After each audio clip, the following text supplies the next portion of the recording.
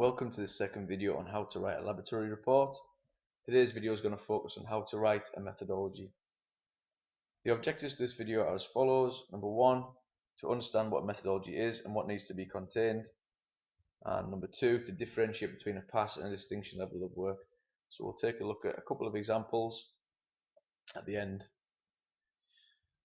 So first question then, what is a methodology? It is a logical and exact description of activities done during a study. Okay, and it generally focuses on three main areas which I expect to see within your assignment. These are participants, procedures, and data analysis. So let's start with participants and what you need to write. So in this section then, you need to highlight the number, age, and gender of your participants. Doesn't really matter how you do this, it looks better in a table. Okay, I'll show you some examples at the end. But essentially you need to highlight the number of people within your group, how old they are, and whether they are male or female. Now there are other things that you might want to contain within your table, like height, weight, and if you've done any sort of body fat percentage measures or BMI, then that will want to go in there as well. You will want to add in a couple of stats here, so if you have quite a lot of people within your group, it would be beneficial to do averages and standard deviations, and again we'll look at that in an example in a second. You need to tell me where your participants are from. So did you pick them up from the college? Did you get them from a local sports team? Or did you just get them from the street? Okay, and ask if they want to take part in your study. You also need to tell me what they do, what sort of sports they're into, at what level that they're at, how long have they played them sports. So are they novice or elite athletes? For the procedures, this is kind of the main part of the methodology. And essentially this is a step-by-step guide of exactly what you did during your testing. Okay, from the very moment that they walked in, when they were signing their consent forms and their medical forms, to actually collecting data from them and how you collected that data. You need to give all makes and models of equipment that you've used. So everyone used the heart rate monitors, some people use treadmills, some people use bikes. Okay, you need to give all the makes and models so that if somebody wanted to conduct your study again, they could get the same equipment that you used to try and replicate your results. You need to write it so that another person who wanted to do your study could do. So that means it needs to be really, really detailed, so that that person could read your methodology and go away, collect the equipment, the same type of participants, and run it again. You need to write as if your reader has no idea about sport and exercise science. Okay, so that includes, if you put in abbreviations, you need to explain what them abbreviations mean. So for example, at the bottom of this slide here, I've put in heart rate, and in brackets I've put HR, so that the reader knows every time I mention HR within the rest of my study, or the rest of my write-up, and that means heart rate.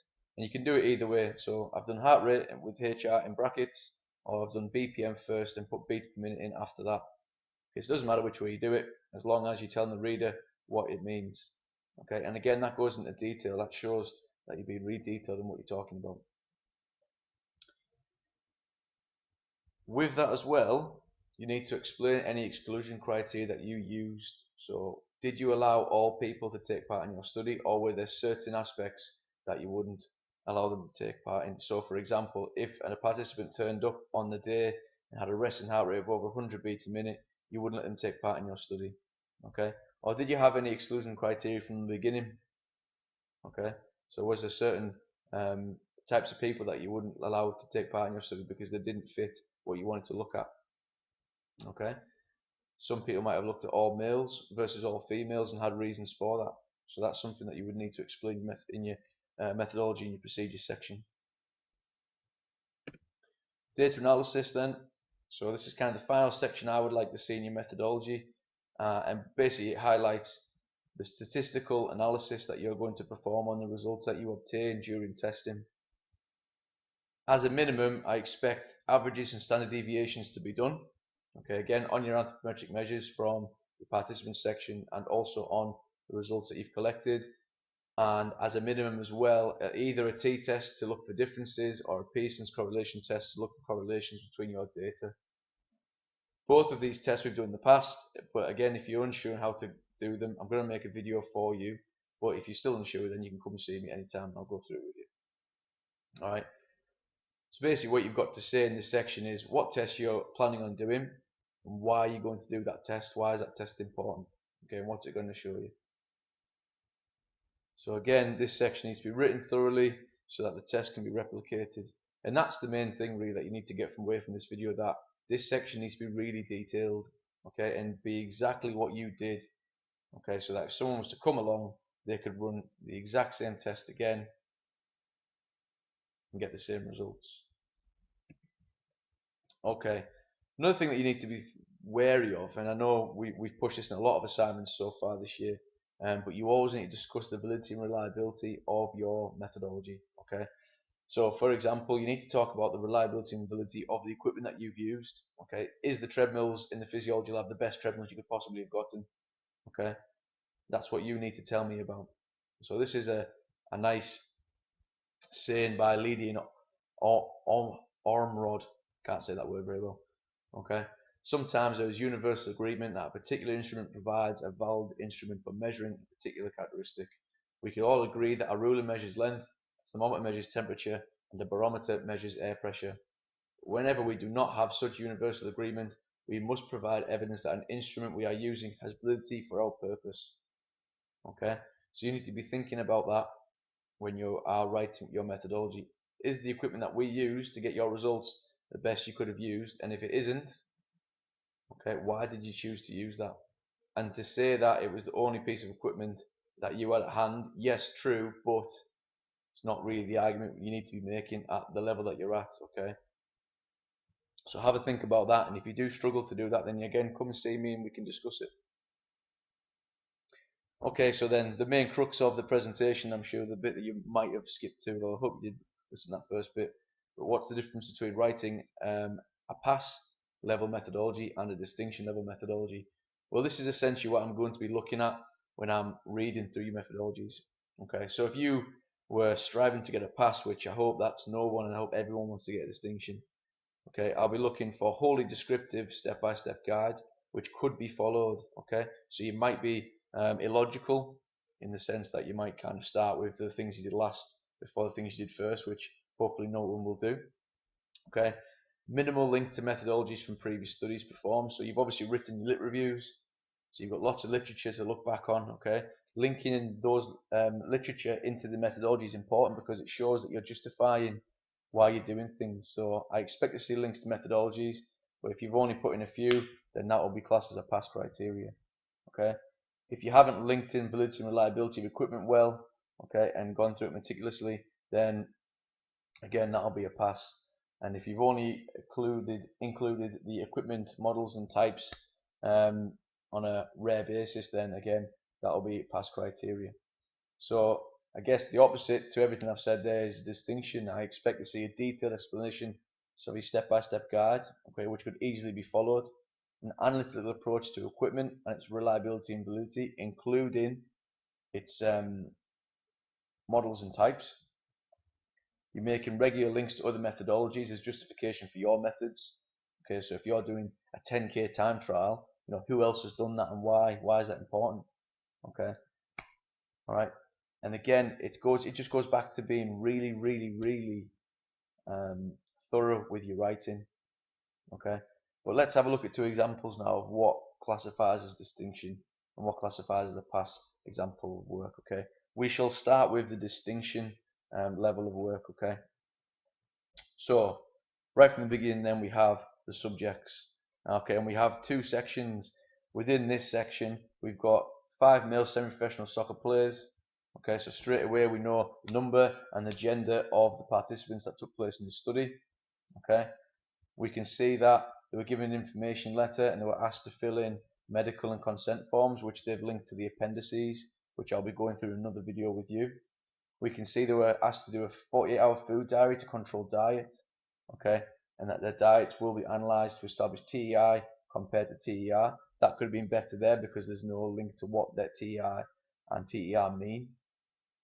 Okay, it tells you about the variance of nutritional interventions. Okay, it's not something we've really looked at all that much because it's not what you need to cover for your criteria. But you know, if you've had a look at someone's diet and you've asked them to follow a food diary, then put it in. Okay, make sure that the reader knows that that's what you've done. They've been asked to refrain from eating food an hour before testing to control that variable. So did you ask your participants to do anything to control? They will be asked to refrain from alcohol and caffeine 4 hours before testing. Did you do similar to that? Okay. On top of that, they've put in the physiological characteristics of the participants in the table below, which, you know, it looks really nice. It's very easy to see the difference in groups. Okay. They've said here that all the testing will be performed using BASIS guidelines, as was yours. So that's definitely something to put in at this stage. And that all data will be kept anonymous, and only researchers and supervisors will have access. Okay, so all them points you need to make in yours. Okay, where they're from, how old are they? Okay, we can see in this table there's been height, weight, and body fat percentage included there. We can see that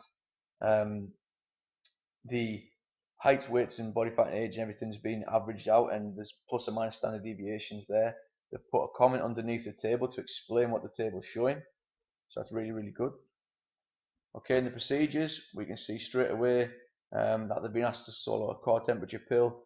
And again, the core temperature pill maker model's there. So HQ Inc. in USA. It's told them exactly how long before. Okay, they're going to enter an environmental chamber. The subjects, what temperature and humidity the environmental chamber was set at. Okay, the different types of groups. Again, we've linked in here to other studies to justify the differences in exercise protocols. Okay, constant links to different literature. All right, constant links with the different types of equipment that was used. Okay, so there's a blood pressure cuff there that was used to measure blood pressure. Okay, so all the equipment that was used has been noted, and all the makes and models are there. There is constant links back to research, and all the way through it's meticulous in exactly step by step what was going on. So if another person wanted to come and do this, they could do it again. Alright, the statistical analysis then. At the bottom here we can see that this person's told the reader exactly what test they're going to be doing. Alright, now obviously they've performed quite a high standard level of statistical analysis. Okay, so we won't be going into ANOVAs and things like that, and Bonferroni adjustments, but you need to be detailed like they have been with the type of data they're going to be looking at. So what test did you use? What p-value are you looking at? Okay, and again, if you struggle with this, then let me know. Alright, so let's have a look at a pass level of work. Okay, so straight away here we start with the participants, which is good. We have a summary table, participant 1, participant 2, so it was clear that this study didn't use many participants, but that's okay. We have got what sport they are, what level they played at, and how long they've played for, and we have age, height, weight, and BMI. Okay, but unfortunately, there's nothing else. They haven't said, you know, what they've asked the participants to do. Have they asked them to refrain from drinking alcohol? What was the diet like? Have they been asked a controlled diet? It doesn't say anything here about ethics forms. Oh, it does. Sorry, it does below here. Okay, but that would have been better from the beginning, so we could see that. Okay. The procedures, straight away we can't see very many references. It does follow a kind of step-by-step guide, but it's not particularly detailed. There's no links to the literature that was discussed in the literature review. Okay, we've only just said down here that the gender of the participants, which would have been better again in the levels above in the procedures section. Okay, and again, you know, it's a little bit vague. Participants will be required to run the treadmill, listen to NM in the first week. Well, there's no link to what NM is here. There's no link to speeds there, so could we do it again? Okay, what's level 6 on a treadmill? Surely that should be the speed. Okay, so you need to start thinking about things like that. And finally, the statistical analysis is very vague. So we'll perform a t-test in our data to find if there's any difference between the two participants. This will be performed in Microsoft Excel. That doesn't really say much about what they're going to do. Okay, so you need to be more detailed in there about your, averages, standard deviations, and what sort of things you're going to be doing and where you're going to be doing them at. Okay, so just to finish off this video, then we'll have a quick look at the objectives. So we have covered them, and I hope it goes